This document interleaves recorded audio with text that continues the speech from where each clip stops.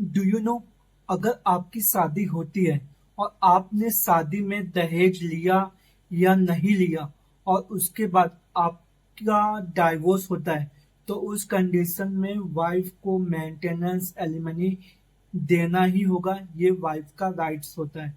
तो आज हम ये बात करेंगे, अगर आपके साथ में भी ऐसा कुछ होता है तो आप किस ग्राउंड से वाइफ को मेंटेनेंस देने से बच सकते हो कोर्ट के अंदर। तो हम आपको आज कुछ पॉइंट बताएंगे। अगर ये पॉइंट आपके भी केस में रहा तो आप एलिमनी देने से बच सकते हो। फर्स्ट ऑफ ऑल, आप जैसे मेंटेनेंस का जो प्रावधान है इन सीआरपीसी क्रिमिनल प्रोसीजर कोड 1973 में सेक्शन 125 में क्लियर डिफाइन किया गया है कि मेंटेनेंस हम किसको किसको दे सकते हैं। फर्स्ट ऑफ ऑल वाइफ, दूसरा चिल्ड्रन, तीसरा पेरेंट्स, जो सीआरपीसी में डिफाइन किया गया है। और सीआरपीसी में सेक्शन 125 सब क्लॉज 4 में कुछ ग्राउंड है जिसके बेस पे हस्बैंड कोर्ट में मेंटेनेंस देने से बच सकता है। जैसे पहला, अगर वाइफ आपकी एडल्ट्री में हो। एडल्ट्री का मतलब ये होता है कि आपकी वाइफ का किसी और के साथ में अफेयर चल रहा है या नाजायज संबंध है, तो उस कंडीशन में आप कोर्ट में बच सकते हो एलिमनी देने से। दूसरा, आपकी वाइफ वेल एजुकेटेड है, अच्छी पढ़ी लिखी है और वो अच्छा अर्न करती है, पैसे भी ठीक ठाक उसके पास कमा लेती है, तो उस कंडीशन में भी आप कोर्ट में अप्रोच करके आप मेंटेनेंस एलिमनी देने से बच सकते हो। और तीसरा एंड लास्ट, अगर आपकी वाइफ आपको बिना बताए अपने घर जाती है और वहां से ना आने के लिए ना आपको कोई कांटेक्ट, ना उनके मम्मी पापा ना आपसे कोई कॉल करते हैं और ना ही वो अपना रीजन बताती है मैं किस रीजन से वहां पे गई, क्या परेशानी है, तो उस कंडीशन में अगर कल को आपके ऊपर केस होता है तो आप मेंटेनेंस एलिमनी देने से बच सकते हो। और इसके अलावा ऐसा हस्बैंड के लिए कोई भी प्रावधान, ऐसा कोई कानून नहीं है जिसमें ऐसा स्पेसिफिक मेंशन किया गया हो कि इस ग्राउंड पे या इस सेक्शन के बिहाफ में आप मेंटेनेंस देने से बच सकते हो। बट अगर कोर्ट में कुछ ग्राउंड पे आपने कोर्ट को कन्विंस कर लिए आपके वकील ने, तो उस कंडीशन में आप वाइफ को मेंटेनेंस देने से बच सकते हो।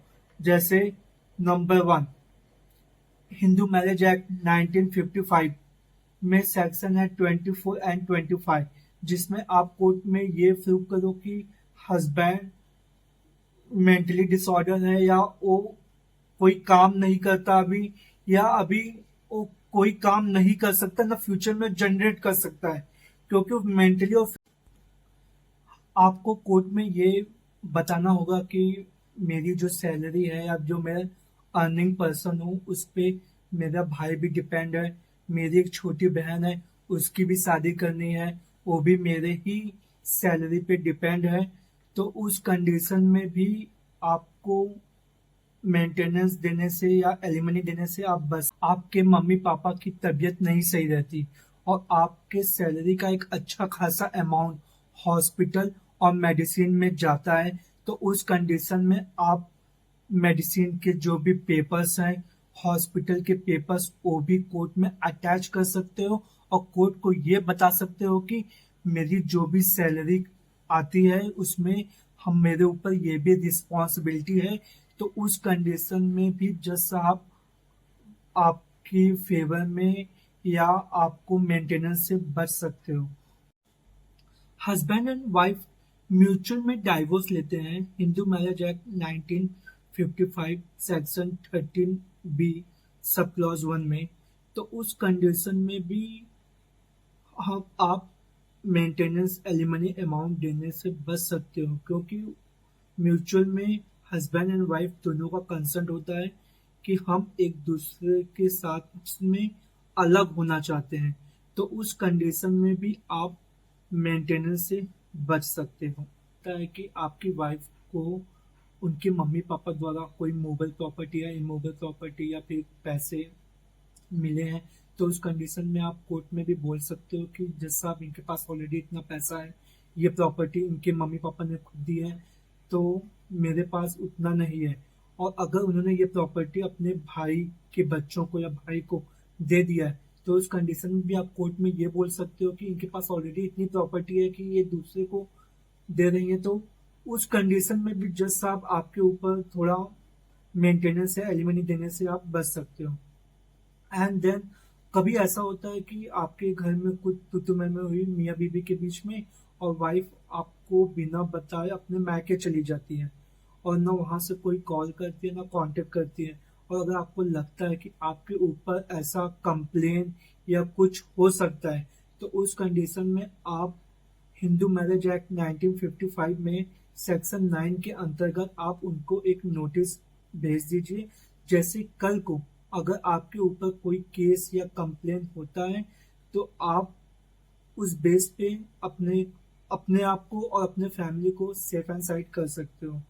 तो यही कुछ चीजें थी जो आपको थोड़ा ध्यान देना पड़ेगा कोर्ट के अंदर, और कोर्ट में ये साबित करना पड़ेगा कि हमारी वाइफ जो है वेल एजुकेटेड है, अच्छा अर्न करती है, मुझसे काफी ज्यादा पढ़ी लिखी है। और तो उस कंडीशन में आप मेंटेनेंस देने से बच सकते हो। तो ये थी कुछ बातें जो मैं आपको इस वीडियो के माध्यम से बताया। अगर आपके ऊपर भी ऐसे कोई एलिगेशन लगे हुए हैं जिसमें आपकी वाइफ अच्छा अर्न करती है, वो आपसे ज़्यादा पढ़ी लिखी है, एजुकेटेड है, तो उस कंडीशन में आप भी एलिमनी अमाउंट या मेंटेनेंस देने से कोर्ट में बच सकते हैं।